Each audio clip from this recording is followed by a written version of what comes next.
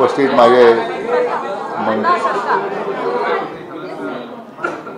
माझ्या मंत्रिमंडळातील सहकारी श्रीमती माधुरीताई मिसाळ, माझे सर्व सहकारी आमदार मान्य भीमरावदांना तापकीर, मान्य आमदार शिरोळेजी, मान्य आमदार रासनेजी, मान्य आमदार बापूसाहेब पठारे, मान्य आमदार कांबळेजी,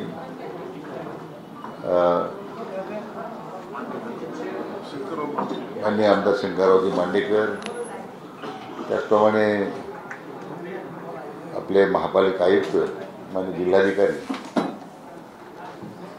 माननीय माजी मंत्री शिवतारे साहेब उपस्थित होते, पण दुसऱ्या बैठकीसाठी त्यांना जावं लागलं. आणि उपस्थित सर्व माझे पत्रकार बांधव, भगिनी, मित्र, पुणे महानगरपालिकेच्या पाणी वापरासंबंधी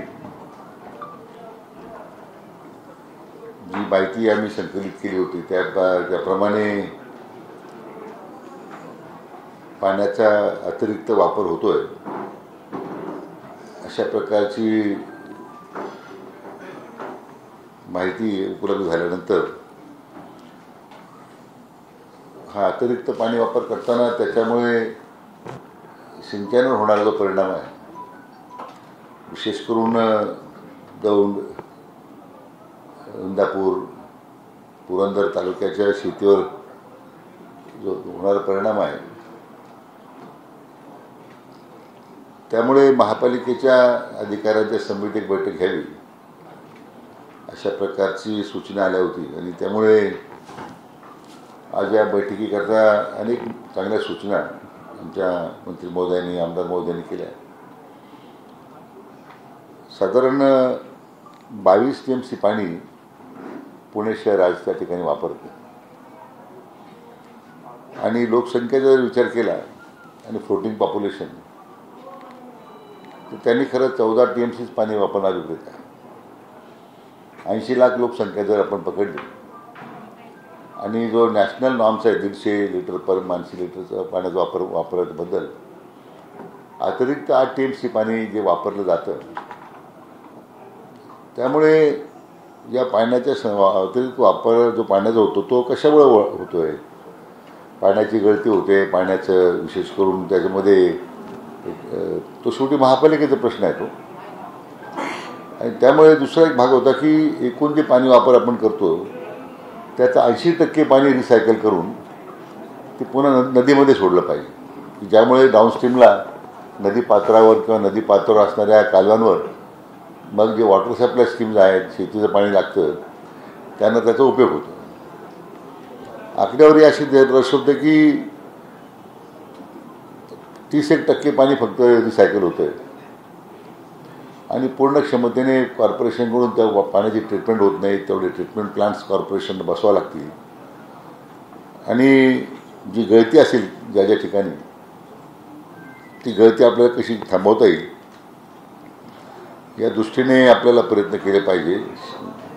पुणे शहर वाढतं आहे. आता नवीन आणखीन 32 गावांचा समावेश पुणे शहरात झालेला आहे. प्रत्येक विभागामध्ये पाणी पूर्ण क्षमतेने, पूर्ण दाबाने मिळालं पाहिजे, नागरिकांची मागणी आहे.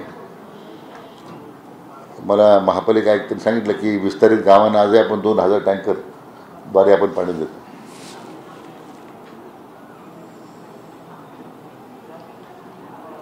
साधारण ज्यावेळी बिगर सिंचनाचं आरक्षण वाढत चालल्यामुळे 40,000 हेक्टरच्या वर क्षेत्र ज्यावेळी बाधित होतं आहे, त्यांना पाणी मिळत नाही. त्यामुळं ते खरं जास्त चिंतेची बाब आहे. आणि म्हणून आज आपण निर्णय असा केलेला आहे की एक टास्क फोर्स निर्माण करायचा.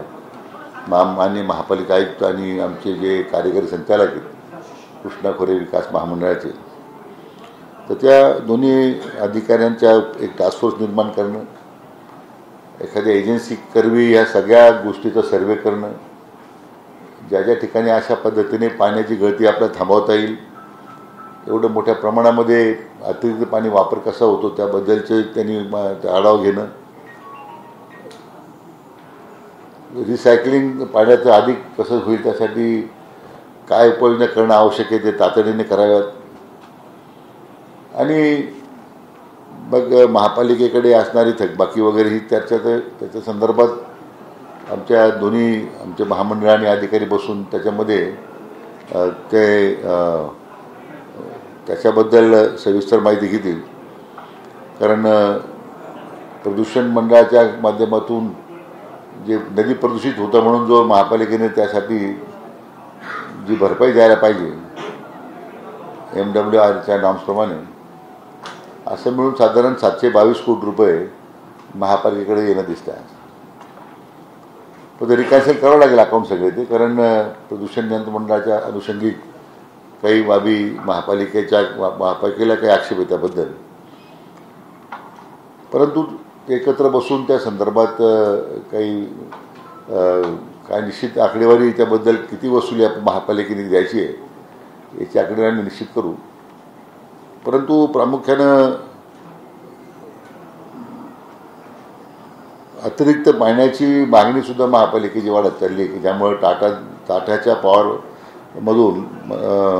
टाटा पॉवरमधून आपल्याला आणखीन 10 TMC पाणी उपलब्ध करायचं आहे, जे दौंड तालुक्याला जाईल, काही पुण्याच्या वाढत्या शहरीकरणाला जाईल. पिंपरी चिंचवडची पाण्याची मागणी वाढत चाललेली आहे.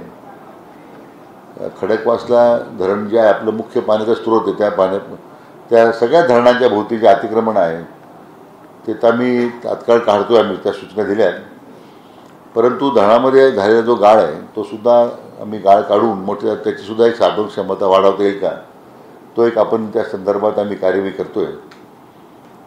पुणे महापालिकेने त्यांच्या कार्यक्षेत्रात जे काही जुने 4-5 पाझर तलाव आहे त्याचं रूपांतर साठवण बंद रद्द करण्याबद्दलही जलसंपदा खात्याने त्यांच्याकडे हस्तांतर करण्याबद्दल मागणी केलेली आहे. आमच्या दृष्टीने त्याला काही अडचण नाही आहे.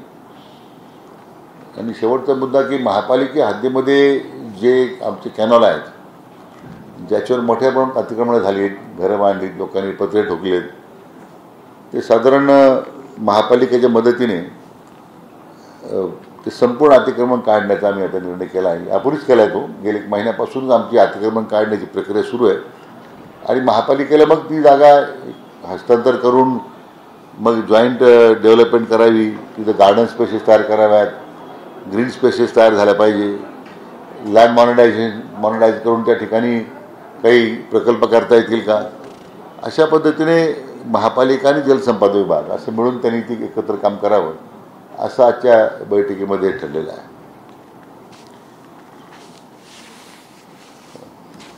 अतिक्रमणाचं मागच्या वेळेस आपण घोषणा केली होती, प्रत्यक्षात काय झालं नाही. काय अतिक्रमण काढण्याची प्रक्रिया सुरू झालेली आहे, पण बऱ्याच वेळा कायदेशीर ते नोटीस देणं, त्यातून मग काही ठिकाणी स्थगिती मिळणं. परंतु डिमार्केशन या संपूर्ण धरणाच्या लाभ क्षेत्राभोवती किंवा कॅनॉल असेल या सगळ्या ठिकाणी आता पहिल्यांदा मोजणी पूर्ण करायची सूचना दिलेली आहे. कारण एकदा मोजणी करून आपली हद्द कायम झाली की या प्रक्रियेला अधिक गती मिळेल. घोटावडे परिसरात एका नदीत अतिक्रमित पूल बांधला गेला, तो अतिक्रमित आहे की काय ते अजून कळत नाहीये. त्याच्यावर काय कारवाई होणार? मला खरं माहिती घेतली पाहिजे. म्हणजे माझ्या समोर कोणी मांडलं नाही. धरण क्षेत्र परिसरात जे हॉटेल आहेत किंवा जे बंगले आहेत राजकीय नेत्यांची त्याच्यावर कारवाई केली जाईल, त्याचा सर्वे झालाय का?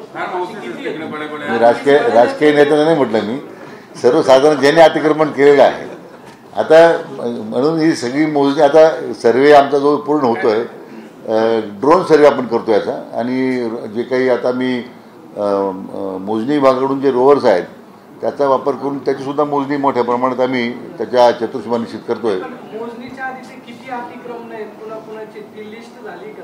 नाही, त्यात बहुतेक आमची या महिन्यामध्ये लिस्ट तयार होईल आमची.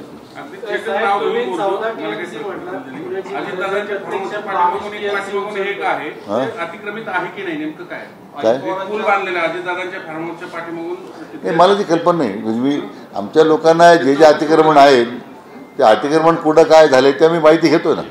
शेवटी जे जे अतिक्रमण असेल ते निघतील ना, ते काय अडचण नाही.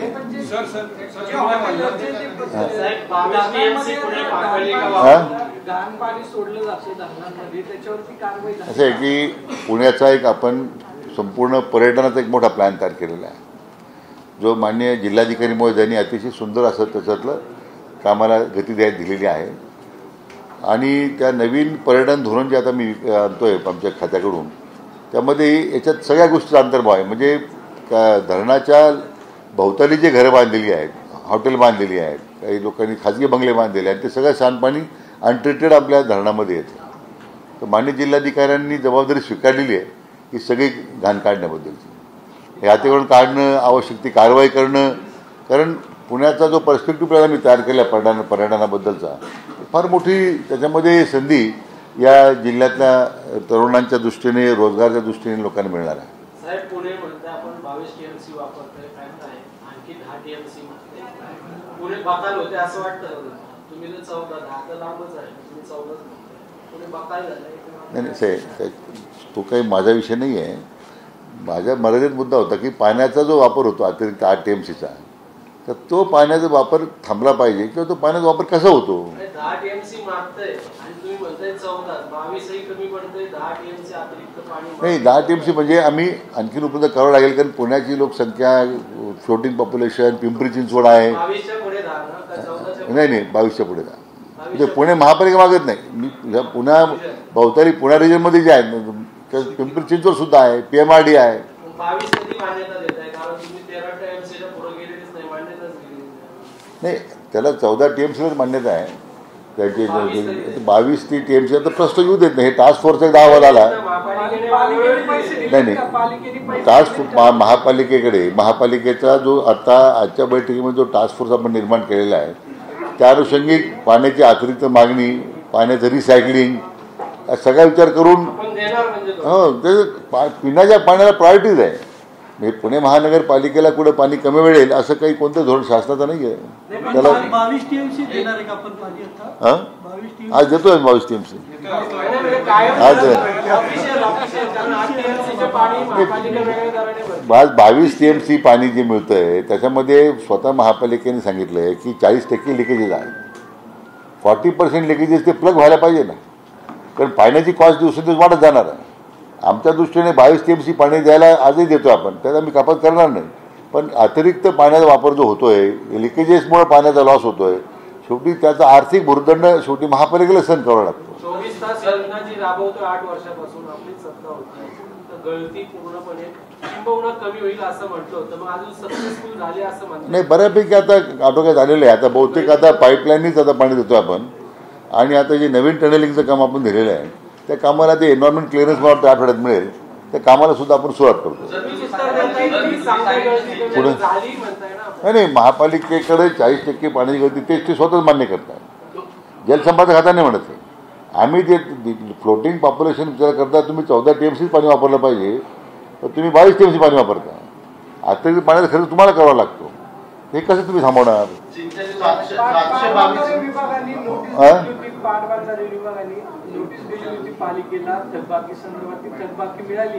नाही, ते त्याच्यामध्ये प्रदूषण नियंत्रण मंडळाने जो MWRAने जो निर्णय दिला होता, तो प्रदूषण जो टॅक्स आहे, त्या संदर्भात दंडात्मक कारवाई आपण करू शकतो. तो आम्ही त्यांच्यामध्ये वसूल करण्यासाठी, का नदी प्रदूषित आहे. आपण जर नदीमध्ये गेला तर फेसाळ पाणी, सगळं प्रदूषित पाणी. आज उजनी धरण जे पूर्ण प्रदूषित झालेलं आहे, हे केवळ आपल्याच पाण्यामुळे झालेलं आहे. हे मुळा मोठं पाणी जातं शेवटी उजनीमध्ये. मग ते प्रदूषण थांबवणं हे काही ठीक आहे. महापालिका एक एंटिटी आहे, आपलं प्रत्येक सगळ्यांनाच काम करावं लागेल याच्यामध्ये. नाही, त्याचं ते त्यांना ती जी दंडात्मक कारवाई करण्यात आम्ही जी केलेली त्यांना मान्य नाही आहे. मग आता जी काही आवश्यक जी कारवाई करायची आहे, त्याच्यामध्ये जी किमान जे पाण्याची पट्टी जी आहे, साधारण 322 कोटी काहीतरी दिसते आज आमच्या रेकॉर्डला, की ते भरावी अशा मी त्यांना आज मागणी केलेली आहे. पाण्याचं बिल जे आहे ते औद्योगिक पद्धतीने लावलं जातं आणि औद्योगिक वापर होत नाही असं महापालिकेचं दावा आहे. त्याच्यावर नाही, असं काही महापालिकेचा दावा नाही आहे. जाहीर आहे. नाही म्हणजे नाही, त्या संदर्भात त्यांनी अपील दाखल केले आमच्या विभागाकडे. पण त्याच्यामध्ये मला वाटतं की मुळात हा जो 8 TMCचा गॅप आहे ना, तो भरून निघणं महत्वाचं आहे. सर, अप्पर स्ट्रीम खडक असले दरम्यानचे अप्पर स्ट्रीम आणि खाली अगदी दौंडपर्यंत किती पाणी ट्रीट करायला लागेल किंवा हे सगळे याचं काही नाही. तर पाण्याची मला सांगताना नाही किती MLD पाणी त्यातून आउटपुट होतोय. मग काही शिकत होतं आमच्याकडे काहीतरी, तर तुम्हाला देतो पाहिजे तुम्ही. पण मला वाटतं मी म्हटल्याप्रमाणे 30-40% कॅपॅसिटी आपल्याकडे आहे पाणी ट्रीटमेंटची. त्यामुळे बहुतेक पाणी आता अनट्रीटेड जाते नदीमध्ये. महापालिकेचा मराठीतला विषय महापालिकेच्या हद्दीबाहेर सुद्धाही मोठं ऑर्गनायझेशन आहे, धरणाच्या वरती पण ऑर्गनायझेशन आहे की ज्या ते सगळं पाणी पोल्युटेडच येते, म्हणजे परत महापालिका शुद्ध करणार, वरचे पाणी शुद्ध राहणार, खालचे अल्टिमेटली तो प्रश्न सुटणार नाही. मी आता महापालिका हद्दीमध्ये किंवा विस्तार जो झालेला आहे ना 34 गावांचा, त्याची जबाबदारी महापालिकेलाच घ्यावी लागेल.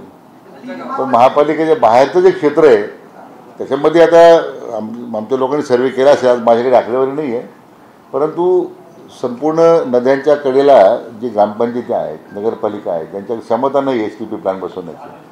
आम्ही आता धोरण आणतो आहे आम्ही की सगळ्या ग्रामपंचायत किंवा नदीकाठच्या नगरपालिका क्लस्टर तयार करायचे आणि ते क्लस्टर तयार करून वॉटर ट्रीटमेंट प्लॅन आमचं महामंडळ बसवणार आणि आम्ही ते पाणी सोडणार नदीमध्ये, कारण त्या ग्रामपंचायतीकडे एवढी क्षमता नाही आर्थिक. तर कॉर्पोरेशन ते करावं असं माझ्या मनात आहे. तर आम्ही त्याला किती खर्च येईल, कारण मग ते उजनीपर्यंत जायचं आपल्याला किंवा अन्य ज्या ज्या ठिकाणी अशा पद्धतीचं प्रदूषण होतं आहे त्याचा विचार आपण करतो.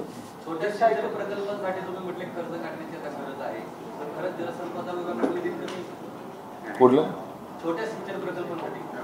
नाही, त्यामुळे निधीच्या आता जे बजेट आहे, आम्ही जे आता लो हँगिंग फ्रूट त्याला म्हणतो आपण, की जे प्रकल्प 2 वर्षामध्ये पूर्ण करून आपल्याला ते पूर्ण त्याचं प्रभावी सिंचन आपण निर्माण करू शकतो, अशा पद्धतीने आम्ही एकदा एक नवीन योजना आणतोय, ज्यासाठी नाबार्डचं फंडिंग आता मला मिळतं.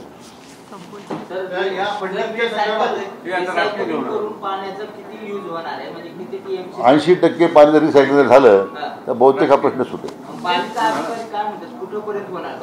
नाही, म्हणून तो टास्क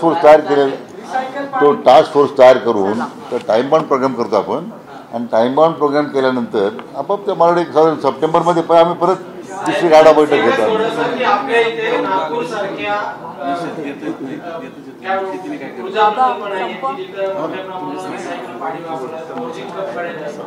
इथे वापरून कुठं वापरलं, कारण शहरामध्ये रिसायकलचा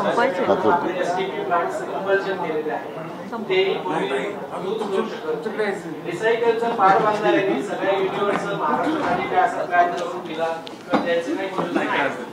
नाही. आपल्या सूचना जर किंवा बंद करणं, आता मी म्हटल्याप्रमाणे मी जसं क्लस्टर तयार करायचं म्हटलं होतं त्या ग्रामपंचायतीच्या नगरपालिकेच्या नदी काठला आहे, त्या थेट पण नदीमध्ये येतं. शेवटी त्याचं कुठं दायित्व आपल्याला घेतलंच पाहिजे, कारण शेवटी डाऊनस्ट्रीमला जेवढे आता काही शहरातून कालवे गेलेले आहेत, सगळ्या कालव्यामध्ये त्या शहरातली घाण कालव्यात जाते आणि त्या कालव्याची डाऊनस्ट्रीमला जेवढ्या वॉटर सप्लाय स्कीम आहेत त्याचा परिणाम होतो. आम्ही ते धोरण आता घेतो आहे की सगळ्या शहरातून जाणाऱ्या कालव्यांचं टनलिंग करायचं आणि मग त्या पद्धतीने आपल्याला प्रदूषण कमी करता येईल पाण्याचं, हा आमचा प्रयत्न आहे. त्याचा पुनर्वापर तसं पुणे महापालिकेच्या हद्दीत जवळपास मोठे उद्योग कमी आहेत की जिथे रिसायकल पाण्याचा यूज होईल. जर पुणे 22 TMC वापर करतं, किमान 14-15 TMC जरी यूज करायचं झाला तर तेवढे उद्योग आहेत का? नाही, असे उद्योगाचं अडचणी आहेत, तुम्ही थोपवलं महापालिका यूज करावं, पण कुठे करावं याचं काही मार्गदर्शन नाही. ते 80% पाणी रियूज करून ते नदीचे पात्र सोडायचं आहे की ज्यामुळे ते खाली सिंचनाला कॉम्बिसेट होईल, हा त्या पाठीमागचा प्रयत्न आपला आहे. म्हणजे त्या दृष्टीने आपण याचा विचार करतो. जलसंपदाचे जे काही वेगवेगळे महामंडळ आहेत त्यांना काही स्वायत्त करायचं नाही, महामंडळ स्वायत्तच आहे, पण त्याला अधिक गती देण्याचा आमचा प्रयत्न आहे. थँक्यू. दोन्ही ठाकरे बंधू काल एकत्र आले, खर्च राहिले. ताई माझं काम पाणी देण्याचं होतं भेटलं ना, आहे गावाचा आवाज काय कोणी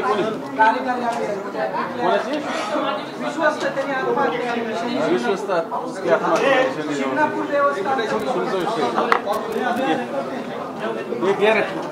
चालू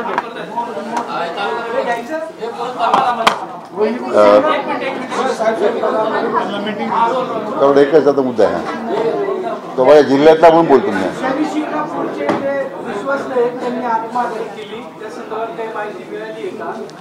नाही, त्याची माहिती आम्ही घेतली. 2021 साली खरं ते नोकरी लागले होते, शेटे नावाचे ग्रस्त होते, आणि ह्या संपूर्ण जो ॲप डेव्हलप झाला होता तर त्या ॲपच्या बाबतीमध्ये विशेष करून त्यांची स्वतःची इन्व्हॉल्वमेंट आता त्याच्यामध्ये आज प्रथमदर्शनी दिसते. आता पोलीस केस दाखल झालेली आहे. मागच्या आठवड्यामध्ये आपण ज्यावेळेस माननीय मुख्यमंत्री महोदयांनी चौकशीचे आदेश दिले होते.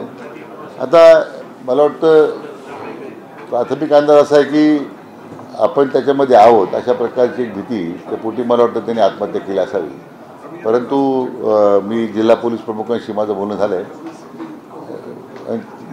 या सगळ्या एकूण प्रक्रियेमध्ये ह्या आपला माहिती पुरवणं, फोन नंबर देणं, हे सगळे काम हे गृहस्थ करत होते.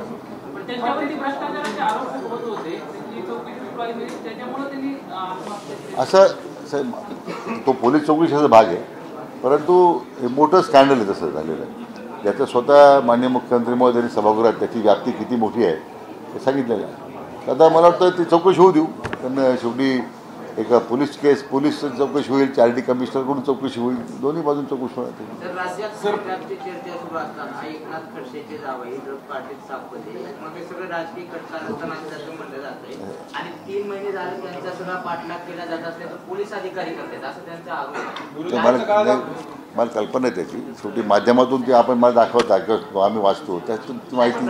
त्यामुळं या संदर्भात माझ्याकडे अधिक माहिती खरंच नाही. म्हणजे सर आता पुराचं नियोजन करण कसं, यंदा मे पासूनच पावसाळा सुरू झालाय. आता जुलै एंडिंगला धरणं भरत आले, पाणी सोडतोय आपण. पुढं कसं, कारण ऑगस्ट आणि सप्टेंबर पूरस्थिती येऊ शकते. नाही, आम्ही आजच त्याचा आढावा घेतला. आता ह्या वर्षी आपण आलमट्टीच्या बाबतीमध्ये विशेष करून ज्या उपाययोजना केल्या त्यामुळे आता कंट्रोल्ड फ्लड सिस्टीम आपण जोरात आणतोय. त्या कृष्णेतून कोयनेतून पाणी किती सोडायचं, वर्षा धरणातून किती सोडायचं, पंचगंगेचा पुराची पातळी किंवा कृष्णेची धोक्यापेक्षा फार कमी आहे. कारण हिप्परगी बॅरेज आता पूर्वी सगळे दरवाजे उघड केल्यामुळे आता पाणीचा थोप बसत नाही, नंबर 1. आणि जरी खाली पाणी मोठ्या म्हणून आलमट्टीला जात असेल तर आलमट्टीने सुद्धा आपला विसर्ग दुपटीने केलेला आहे. आमचा रोज संपर्क अधिकाऱ्यांबरोबर. तर तो एक आलमट्टीचा धोका आता तरी आपल्याला दिसत नाही मला. आणि मात्र हे अन्य जिल्ह्यातली धरणं जी आहेत ज्या गतीने भरत आहेत आणि धरणाचा विसर्ग वाढतो आहे, तर आपण तेवढी आता अनपेक्षितपणे आज उजनी पहिल्यांदा जूनमध्ये भरलं गेलं अशा. पण त्यासाठी आम्ही त्याचं लक्ष ठेवतो आहे. शेवटी आपल्या हातामध्ये धरणाचा विसर्ग वाढवणं, कमी करणं, याच्या पलीकडे काही फार पाऊस आपण कंट्रोल करू शकत नाही. पाऊस आपल्या हातामध्ये नाही, पण धरणाचा जो फ्लो आहे, डिस्चार्ज आहे, तो आपल्या हातात आपण कंट्रोल करतो. आम्ही काय होतं 80% 90% भरेपर्यंत आपण अधिकारी सांगतो पाऊस नाही पडला करायचं म्हणून अचानक एक मॉनिटरिंग सिस्टम आपण तयार केली. मानव निर्मित पूर होतो, मागच्या वेळेस पुण्याने अनुभवलं. होणार नाही त्याची गॅरंटी केली.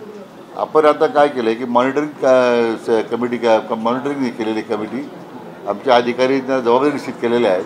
किती विसर्ग वाढवला पाहिजे, किती कमी ठेवला पाहिजे, नदीमध्ये जास्त महापुराची किंवा पुराची स्थिती निर्माण होऊन त्या नदीकाठच्या लोकांना त्याचा त्रास होणार नाही. आय थिंक आम्ही पुष्कळ काळजी घेतो यावर्षी.